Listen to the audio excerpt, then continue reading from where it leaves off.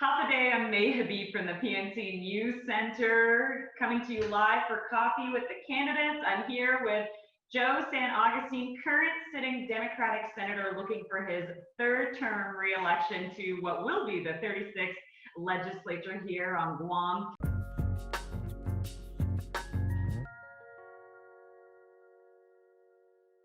Senator, tell me, why are you looking for re-election in a third term?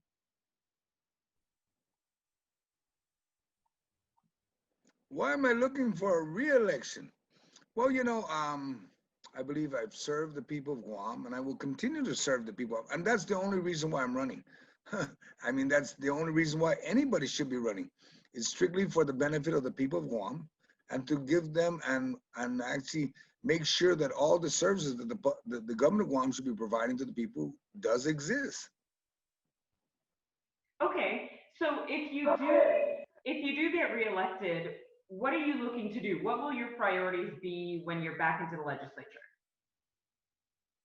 Well, number one, I did introduce on this current term and my last term the no primary bill. I'm going to pursue that again, like I did when I pursued the stand your ground bill. All the bills that I've introduced that didn't get traction, I'm going to try it again, and I'm going to continue to pursue the and actually speak the voice of the people. As the people want certain things, I'm gonna bring it up, because the people of Guam are the folks that decided if I should be in office or not. Okay, we're in the middle of a pandemic and a really big crisis, obviously, on Guam. You are the chair of the Appropriations Committee currently. The conversation is very much about GovGuams falling revenue. Where do we start? How do we make up this falling revenue? How do we work with a budget that's much smaller than what we had initially anticipated and still serve the needs of our communities? Well, you have to remember that since the pandemic started, I've always asked for, and I continue to ask for, and I expect to see, and hope to see, a realignment of the government of Guam. We all understand, like you mentioned, that the revenue may not come in from the businesses and from the community in general, and that's what drives the government of Guam. So number one, I'm hoping to see a realignment. That's number one. Number two, I'm hoping that when you do a realignment, automatically your budget is not gonna grow. It's gonna start shrinking, and then I'm hoping that when they do propose a realignment, that the proposal comes with a more efficient and effective government. Not just realign for the purpose of just reducing spending, but making sure that we're getting the biggest bang for our dollar. That's one of the biggest things that people want always ask. Are we getting our bang for our dollar? We see the lines of revenue and tax. We see the lines all over the island. And we should be more effective. Technology should be playing a major role, like we're doing today. This is technology. We're doing a Zoom. Everybody's got a phone. Everybody should be able to access an application so they can get their driver's license, get their registration, do their business license, maybe even connect with your police clearance and everything else that you need to do in government. Go online. And sure, a lot of people are going to say, well, I still want to go in person. Great. It's like what I do. When I need to pay my bills, I would like to walk in and pay my bills. Great. But not everybody needs to do that.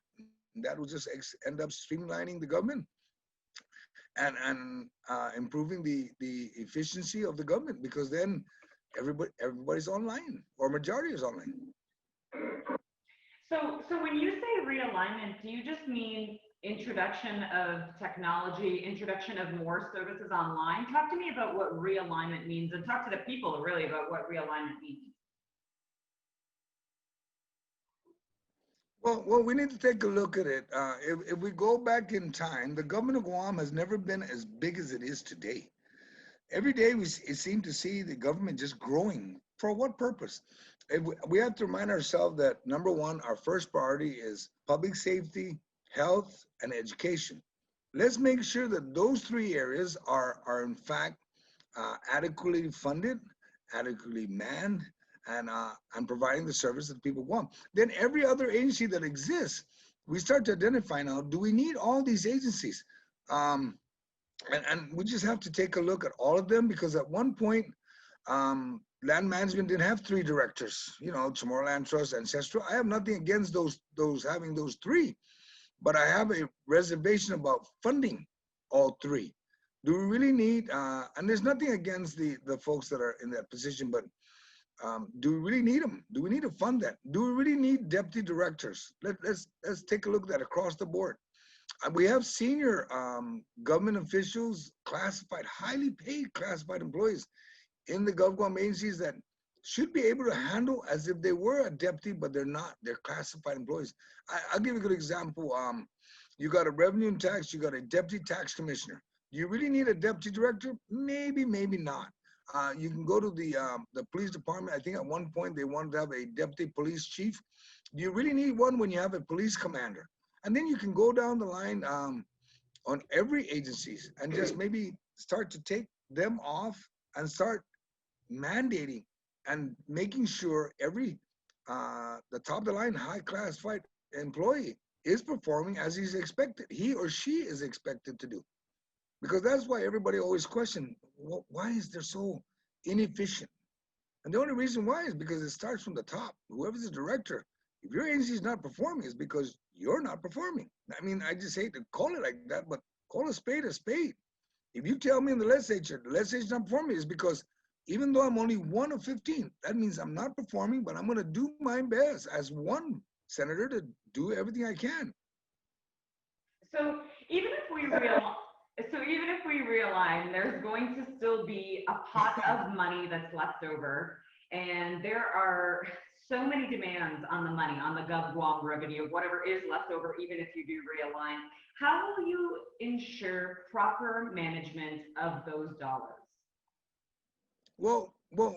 As you made that statement, there's going to be some money left. There shouldn't be any money left over, and if there is, there should be minimized.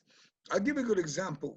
They've identified there's a deficit. Let's eliminate the deficit. That's one. And let's go after taking care of our homeless. Let's go after taking care of making sure GMH, public health, is properly funded and being managed properly so that they provide the service. Remember, we talked about the three areas: public safety, health, and education. We see our schools are falling apart. I was on the board of education and I fought to find funding for them, but it's almost impossible because everybody's got their hand in the pot. So if we focus on that, making sure there's adequate number of police officers, customs officers, and we can go down the line. Enough firemen, firewomen also. Take a look at the schools, upgrade the schools, because you know what? When you look at the 14 points of education, when they always pass their budget, they talk about, like, for example, they say provide adequate supply of power. There is adequate supply of power. There's no doubt. GPA provides it, but the schools are not adequately equipped to distribute the power. The buildings were never built to have all this air conditioning and all these technology. So we need to upgrade all GovGuam schools. And there's 41 schools, but then you take a look at 41, you're really down to 37. And then we need to take a look at, I mean, not us, but DOE needs to take a look at the redistribution of their students to make sure they're adequately placed where they need to be. And then at the same token, you know, we still got charter school to deal with, and charter schools are making great strides, providing great education for our children. And we need to find ways to help them get on their feet. And my understanding of charter schools is that they're supposed to be nonprofit. So in other words, they're going to have to reach a point like that the government of Guam is not going to provide you as much money as you think they should be providing you, because why? You're supposed to stand up on your own and be able to be run by a nonprofit. Now, if we continue to provide them funding, then we're going to have to start making sure that they are doing that and they are competitive, and then we move on from there. But there are many areas we can look at. We look at agriculture. We can look at parks and rec. We look at public works. You know, there's a bunch of agencies there that can streamline, and maybe not. I'm not promoting privatization, but we need to consider every area that we can reduce the government's grab at the revenue. And then when we do that, and there's some money, then let's take a look at the taxes. Do we need to continue at 5%, or can we afford to go down? And we can afford to go down. then so be it. Then we go down, and if we need to give tax benefits such as, you remember this term I introduced the Dave's amendment to the Dave Santos Act, that just the small business. Maybe next year we could take a look at this and see if maybe that needs to just continue. And then we take a look at the other taxes that were imposed on the people of Guam, and then we adjust it, because if the government is streamlined and they got smaller, then they don't need as much money. Then we start, reducing taxes.